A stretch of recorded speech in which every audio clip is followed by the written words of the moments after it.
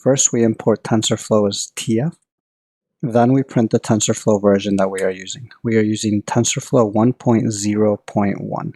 A frequent operation that comes up is that you want to get the mean value of a tensor along a certain dimension. Sometimes you want the mean of all the elements of a tensor, while other times you might want to get the mean of just a certain axis. The way to do this is to use the TensorFlow reduce underscore mean operation. We're going to define a TensorFlow constant to use for this video.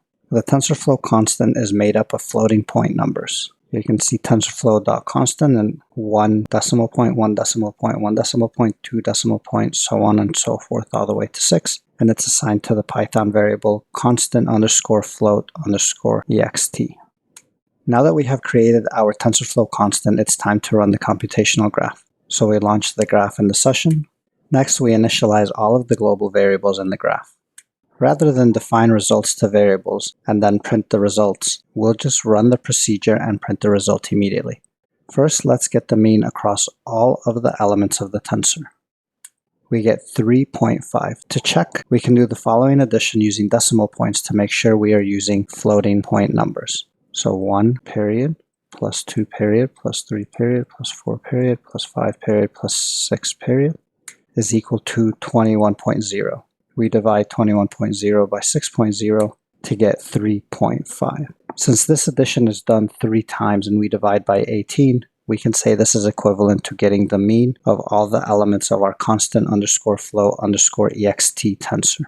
Alright, next let's do the reduce underscore mean functionality across different dimensions. To figure out how many dimensions we can reduce across, let's figure out the rank of our tensor. We use TensorFlow.rank, we pass in our constant tensor, and we print the result. We get 3. So we can reduce across 3 dimensions. However, remember that Python is a zero-based index programming language, so we'll be using the numbers 0, 1, and 2. First, we print our constant tensor so we can double-check the results visually. Next, let's get the mean value of the tensor along the first dimension. So again, we use a 0 because Python is a zero-based index.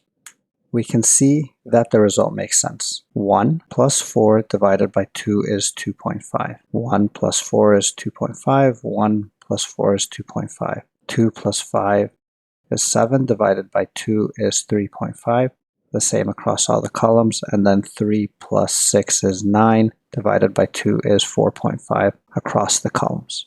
So that makes sense, and it means that we were able to get the mean value of the tensor along the first dimension. Let's reprint the constant float x tensor so we can double check the results visually.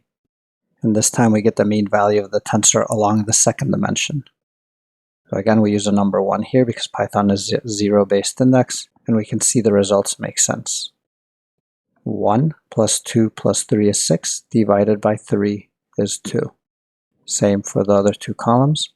4 plus 5 plus 6 is 15, divided by 3 is 5. Same for the other 2 columns. So that makes sense, and we were able to get the mean value of the tensor along the second dimension.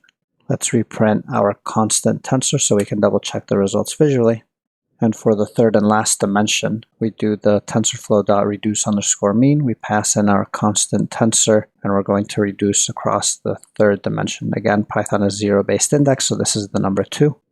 And we can see the results make sense. 1 plus 1 plus 1 divided by 3 is 1. 2 plus 2 plus 2 divided by 3 is 2.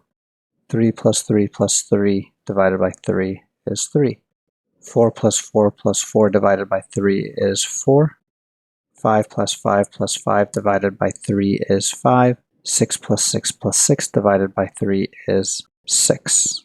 And so that makes sense. We were able to get the mean value of the tensor along the third dimension. Finally, we close the TensorFlow session to release all of the TensorFlow resources we used within the session. And that is how you can calculate the mean of tensor elements along various dimensions of the tensor by using the TensorFlow reduce underscore mean operation.